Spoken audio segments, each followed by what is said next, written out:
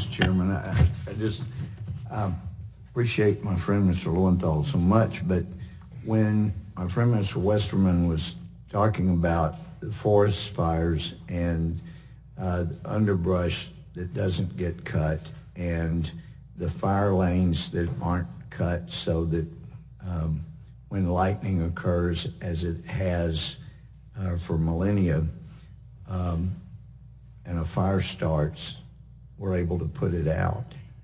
And I yield to my friend's expertise on baseball, but in this area, we're not talking specifically about climate change.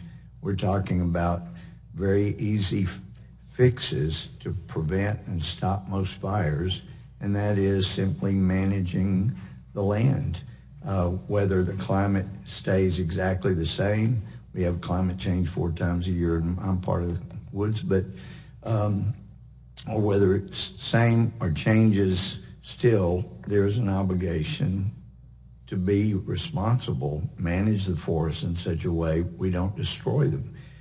We've had some of those issues in the national forests in my district. We've got a couple of national forests, and when the locals originally yielded land to the federal government for national forests, it was with the agreement that they'd get 25% of the proceeds of production of the timber.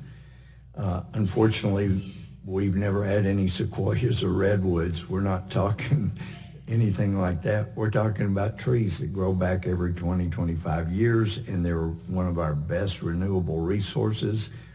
But one of the side effects has been that by failing to manage the forest properly, not only we had disease and when the hurricanes have hit and we've lost timber, instead of allowing them to get rid of the dead wood within 90 days so that it could bring money in and prevent disease and prevent terrible effects on the rest of the forest, it sits there.